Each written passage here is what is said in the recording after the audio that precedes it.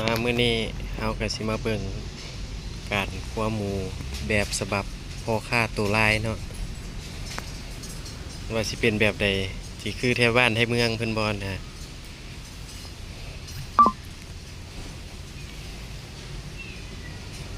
ขั้นตอนถ้ามีเฮาก็ยกหมูมาก่อนเนาะสิคั่วให้เบิ่งครึ่งหนึงเด้อมื้อนี้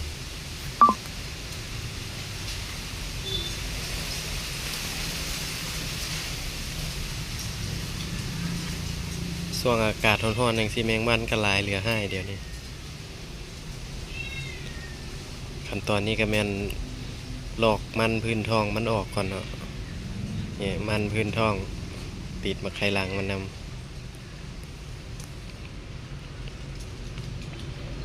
แล้วก็ลืบเอาสันในสิ้นสันในมันเนาะส่วนนี้ถือว่าพอยสุดแหละตัวนี้ในหมูสิ้นสันใน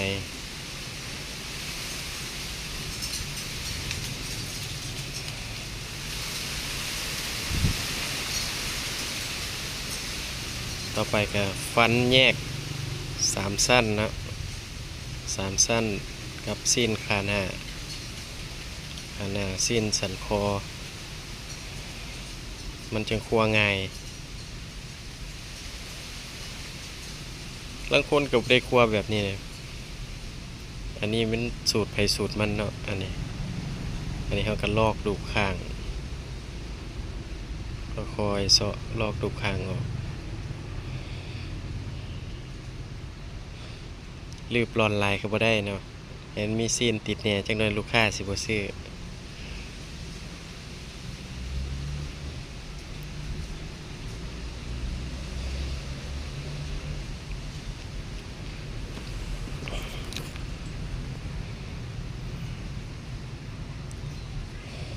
นี่อันนี้ดูข้างยังติดดูกสันคออยู่เนาะแล้วเขาก็ยังสิมาฟันแยกอีกเทื่อนึงอยู่ขั้นตอนนี้ก็แม่นลอกสันคอสิ้นสันคอนี่ก็ได้ขายดีแฮงเบิดแต่เศร้าเลยเนาะสันคอนี่ผู้ใดมาก็ถามหาแต่สันคอนี่แหละก่อนหมู่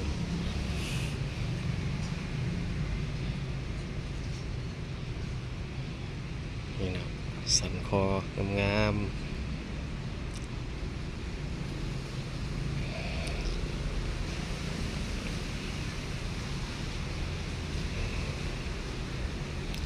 มีดทรงบ่เข้าเนาะก็เลยว่ามาดแหน่จักหน่อยสูตรไผสูตรมันเนาะการรับมีดนี่ก็อันนี้เขาก็ลืบเอ็นออกก่อนเนาะเพื่อความสวยงาม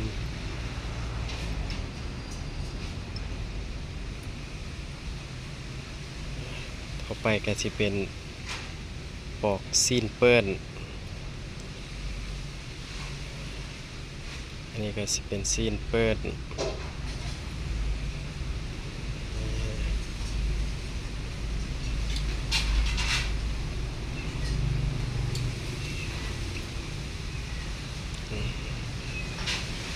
ส่วนลายแม่นใส่แต่มีดเนาะผ้านี่ไว้แต่ซับแต่ดูกเลยคันคนฮู้เฮ็ดนี่เราจะใส่มีดเลาะไปน้ำซ่องดูกบ่จำเป็นใส่ผ้าเลยเนาะอันนี้ก็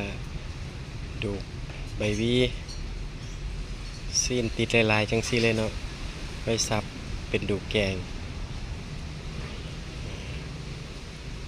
เราก็มาหั่นเครื่องเห็ดตอนใหญ่หลายมันวางสิบ่งามแล้วเราก็สิได้มาตัดแบงอีกให้มันเป็นก้อนพอดีโลบางทีก็บ่พอดีเป๊ะดอกเนาะนี่แหละเป็นก้อนเป็นเงาพอดีงามไปวางไว้หน้าห้าน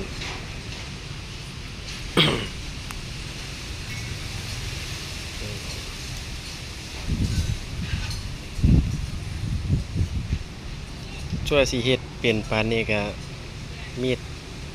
ซอยมือเจ้าของหลายเทื่อแล้วเนาะส่วนสิเป็นส่วนสิชำนาญ ซอยหมูไปน้ำซอยมือเจ้าของไปน้ำเนาะเห็นแดงๆตั้งเทื่อบ่แม่นเลือดหมูซ้ำเนาะเลือดมือเจ้าของ นี่เนาะปอกเรียบร้อยสวยงามเป็นก้อนโคโลจังซี่เลยเนาะ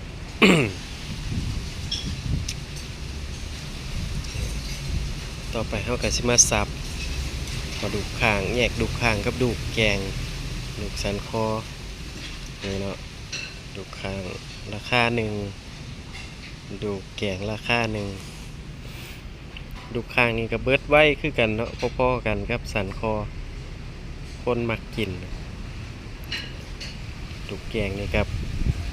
เบิดไว้มื้อนี้เป็นน้ำปอกซีนติดลาย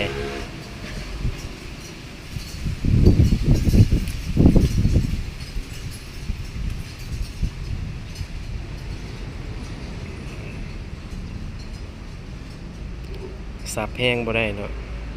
พอวางโทรศัพท์ไว้พื้นทิ้งน้อยโทรศัพท์คว่ำยังมือใหม่อยู่เนาะหากระสร้างหากระเฮียนเฮ็ด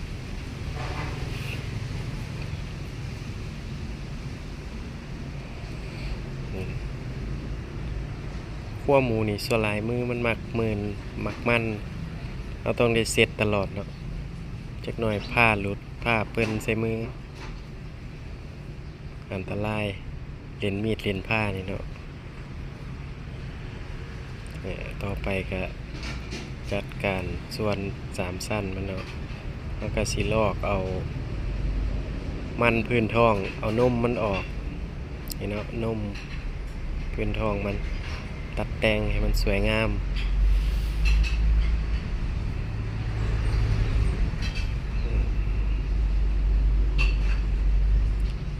เราจะมาสับแยกระหว่าง3สั้นกับสันนอกเนาะสไตล์เฮานี่จะ3สั้นนี่จะติดดูกเลยเนาะสับติดดูกเลยเพราะของเฮาขายนี่เป็นหมูลาดเด้เพิ่นหมูพันธุ์เนี่ย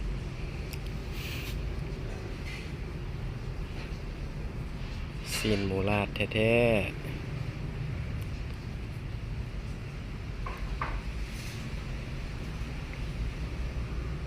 นี่เนาะยกขึ้นเป็นแผ่นหนึ่งสิเลย3สั้นแล้วยังสิมาสับอีกเทื่อนึงอยู่ขั้นตอนนี้เฮาจะปอกสันนอกก่อนเนาะ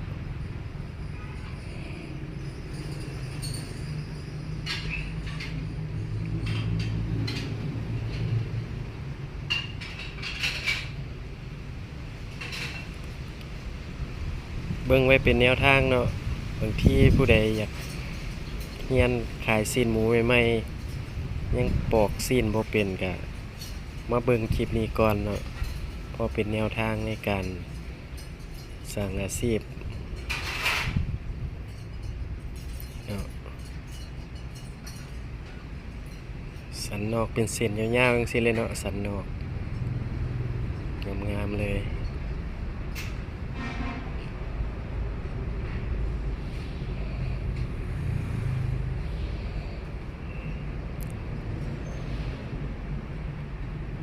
ส่วนนี้มันจะมีดุกข้างติดอยู่เนี่ยเนาะน้อยหนึ่งเขาจะซับแยกออกระหว่างดุกแกงกับดุกข้างเนาะ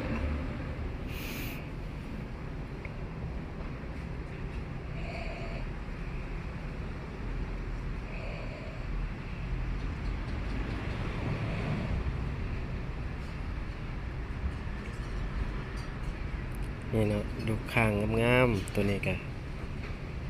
พอดีปิ้ง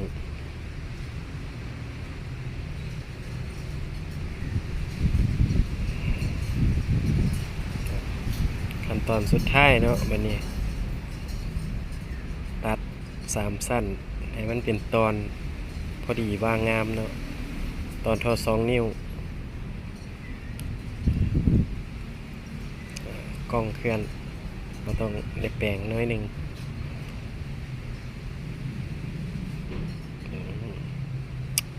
ต้องได้สับแห้งเนี่ยน้อยหนึ่งเนาะมันอยากหนาโทรศัพท์จนสีโดดลง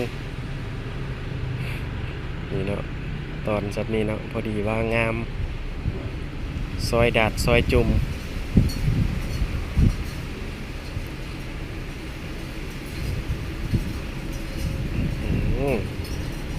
ฟงเนาะ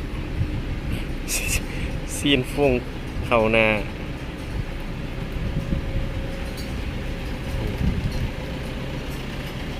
ผ้านี่ก็คือว่าหากระฝนอยู่นะคือว่าบ่เข้าไว้แท้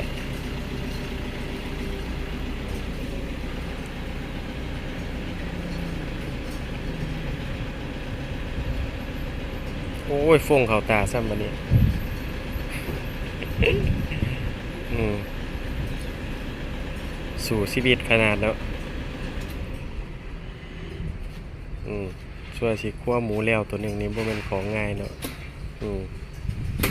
ตามสไตล์พ่อค้าตัวร้ายนี่แหละ